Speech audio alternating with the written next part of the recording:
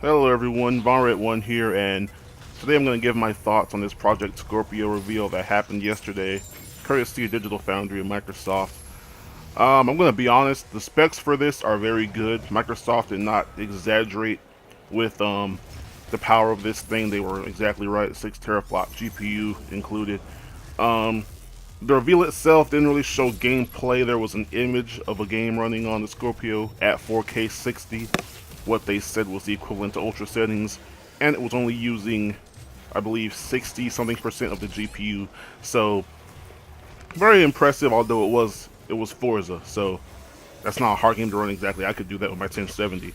But we're gonna go over the specs real quick, and I'll give my opinion. The processor is the only thing about this console that is still crap. The PS4 and the Xbox One both have a custom Jaguar CPU, and both of their mid-gen upgrade variants kept the same GPU and just simply overclocked it. So it's disappointing they still have the same Jaguar. This one only runs at 2.3 gigahertz. Now, the PS4 isn't going to be, okay, not on this picture, but the PS4 Pros, well, actually, I remember the PS4 was 1.6, weak. The PS4 Pro was 2.1, still weak. The Scorpio's 2.3, so the CPU here is actually just a little bit better than the PS4 Pro. So, disappointing still, but that's the only thing about it that's weak. So then we also have, one second. Then we also have the GPU, and this is where it gets interesting. The GPU for Scorpio has 40 compute units running at 1,172 megahertz. In comparison, the PS4 Pro has 36 compute units running at 911 megahertz. So what Digital Foundry basically said is this is like the technology is similar to an RX 480. It's not like RX 480 like spec for spec. It's obviously been customized to run at 6 teraflops. I don't know what the base RX 480 runs at, but this has definitely been improved. It's running a little over the boost rate of an RX 480. So impressive how they got this to work. This is a very good GPU. This is really good. This can guarantee 4K, and it can guarantee 60 frames. Just you might have to pick one or the other, but still, nonetheless, very good. The best GPU. So this is definitely the strongest GPU ever put in the console. The memory, the Xbox Scorpio has 12 gigs of GDDR5 RAM. Yes, they went from DDR3 to GDDR5. So now, and the devs will have access to 8 gigabytes of RAM. So very good. That'll help with the textures and everything. Very good. The memory bandwidth is 326 gigabytes. So very good. That'll really help. It'll come with a 1 terabyte hard drive. And it'll have, of course, the 4K Blu-ray player, which Sony did not put in the Pro because they're idiots. I know the real reason behind that, but let's just be honest, they're idiots. No one buys their stuff because it's expensive, so you might as well just put it in the PS4 Pro. But yeah, those are the specs for the Scorpio, and overall I have to say, well done Microsoft. This thing looks like a complete powerhouse. This thing looks insanely strong. The game they showed off was Forza. They showed a screenshot, they didn't show gameplay. But it was a stress test, part 2 I have to add. It was a stress test, you could see all the cars on the track, and it was 4K 60, and they were only using like either 60 or 70% of the GPU. And the funny thing is, they didn't optimize it or anything, they just straight up ported the game to Xbox Scorpio. So that's without any refinements or anything like that. It's just a straight port. That's where the UWP comes in, because the game already has support for 4K and above because it's on PC. So very good. I'm impressed with that. The only downside is that's the only game they showed off, and Forza is easy to run in general. Like, Forza is one of those games that looks good and is easy to run. It's a good game. So I feel like if I want to see, we'll have to wait till E3 to see some more games on it, because I'm just going to be honest now, there's no way this thing is going to be able to do 4K 60 on every game. It's not possible.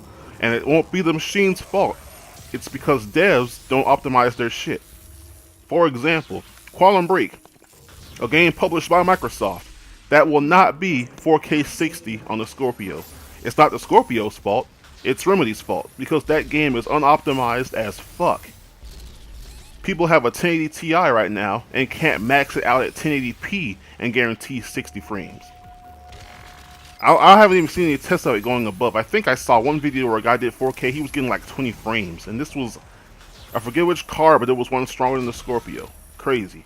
I don't have the game yet, but I know I can't max it out at 1080p on my 1070, which is 6.5 teraflops. And that's what I'm going to compare these games to, because the 1070 is more or less the best equivalent. The RX 480 is less than 6. The 1070 is 6.5, so it's the closest thing we can get. So yeah, should you buy this thing? I mean, if you're an Xbox console gamer, yeah, definitely get it. I don't know what the price will be.